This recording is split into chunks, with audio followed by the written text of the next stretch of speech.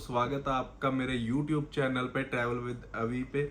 तो आज की वीडियो में हम बात करने लगे हैं फिर से यूरोप वर्क परमिट के न्यू रूल्स और कितनी यहाँ की गवर्नमेंट ने यहाँ पे आपको इजी कर दिया है प्रोसेस उसके बारे में, और आप कैसे अप्लाई कर सकते हो और कैसे आप यूरोप में मूव हो सकते हो। तो सबसे पहले हम बात करने लगे हैं यूरोप वर्क परमिट के बारे में। बहुत सारे न्यू यूथ, अभी 2025 सितंबर चल रहा है, तो बहुत सारा न्यू यूथ जाना चाहता है यूरोप और अपनी लाइफ करना चाहता है सेटल।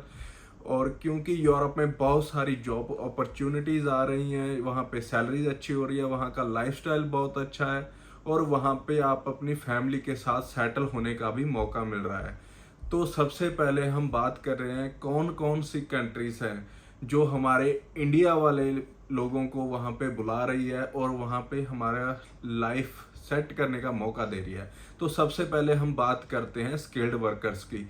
बहुत सारे स्किल्ड वर्कर्स जिन्होंने आईटी फील्ड में या मेडिकल फील्ड में अपना 5 साल से ज़्यादा समय दिया है और उनके पास एक प्रोफेशनल डिग्री है और उनके पास बहुत ही अच्छा एक्सपीरियंस के साथ साथ उनकी बहुत ही अच्छी सैलरी इंडिया में है और वो भी जाना चाहते हैं यूरोप। तो उनके लिए यूरोप बहुत ही अच्छी अपॉर्चुनिटीज़ लेके आया है, जैसे मेक इट जर्मनी जैसे साइट्स हैं जो कि अवेलेबल हैं यहाँ पे।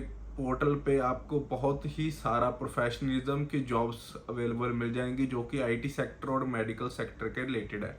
यहाँ पे जाके आप खुद ब खुद अप्लाई कर सकते हो और वहाँ पे जाके जॉब कर सकते हो। और सबसे अच्छी बात ये, आपको इंडिया से भी अच्छी सैलरी और आपको अकोमोडेशन और आपका फूड का खर्चा उठाने के लिए भी तैयार है। तो ये बात रही स्किल्ड वर्कर्स की जो कि जाना चाहते हैं। उनके पास जर्मनी एक मौका है, एक डेनमार्क मौका है, नॉर्वे या नीदरलैंड।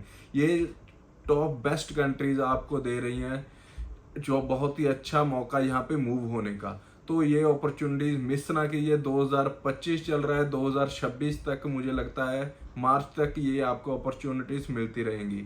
बाकी अगर बात करें अनस्किल्ड वर्कर्स के लिए, बहुत सारे अनस्किल्ड वर्कर्स इटली जाते हैं, हमारे पोलैंड जाते हैं, यूरोप में स्पेन में चले जाते हैं, वो भी सिर्फ और सिर्फ 9 मंथ्स या 6 मंथ्स के पेपर पे। और होता जाके उनके साथ क्या है कि वो 9 मंथ्स और 6 मंथ्स का पेपर लेकर चले जाते हैं, लेकिन उनके पेपर खत्म होने के बाद ही साथ ही साथ उन्हें वही अमाउंट दोबारा पे करना होता है जो एजेंट्स को वो पहले पे करके आए हैं। तो इसका सोल्यूशन हम आपको लेके आए हैं। हमारे पास बहुत ही अच्छी कंट्रीज, ये कंट्रीज होंगी मतलब जैसे रोमानिया और बुल्गारिया, ये छोटी कंट्रीज हैं लेकिन अभी अभी ये शेंगन जोन में एंटर हुई हैं। बट इसमें आपको अपॉर्चुनिटीज ये मिल रही है कि ये कंट्रीज आपको बहुत ही अच्छी अर्निंग और आपको शेंगन एरिया में मूव होने का एक पाथवे बन सकती हैं। जैसे रोमानिया और बुल्गारिया अभी नई नई एंटर हुई हैं 2024 में।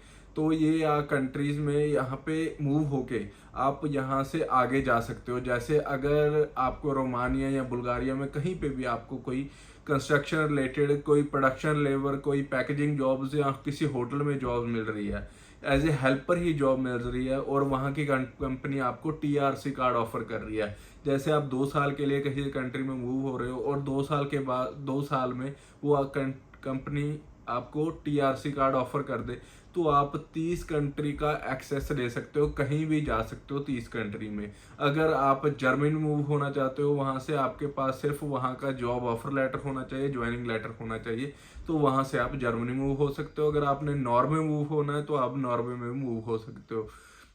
बाकी अपॉर्चुनिटीज ये है कि आप वहाँ पे जाके सीजनल वर्क परमिट के अलावा भी और बहुत काम कर सकते हो। जैसे आप बहुत सारे हमारे पंजाब के लोग, हरियाणा के लोग और हमारे हिमाचल के लोग एग्रीकल्चर फील्ड में वहाँ पे जाके मूव होते हैं और वहाँ पे उनसे ज़्यादा काम लिया जाता है और वहाँ पे इनकम कम दी जाती है।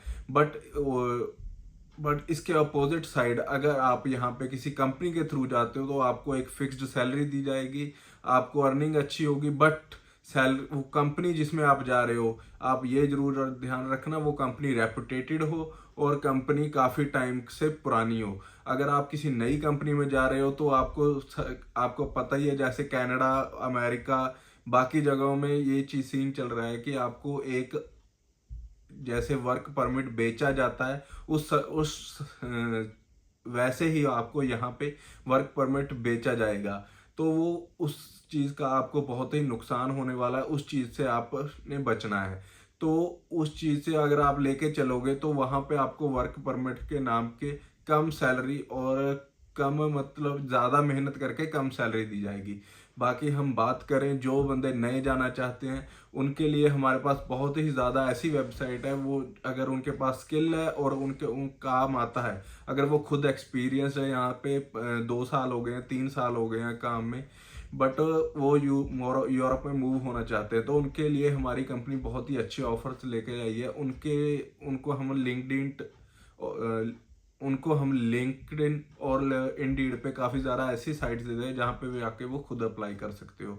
और मोर ओवर आप वहाँ पे जाके अपना इंटरव्यू दे सकते हो। अगर इंटरव्यू क्लियर कर सकते हो तो सबसे बढ़िया बात है कि फिर आपकी सैलरी बहुत ही अच्छी लगने वाली है।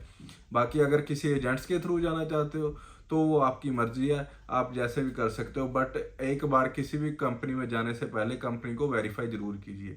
बाकी हम आपको बात करने लगे हैं, रोमानिया की बात कर रहे थे, बुल्गारिया की बात कर रहे थे, तो इसमें क्या होगा कि मिनिमम सैलरी होगी जो आपकी 800 यूरो से स्टार्ट हो जाएगी, जो कि इंडिया के 70 से 80 हज़ार बनते हैं। और यहाँ पे आपको 8 घंटे का काम मिलेगा।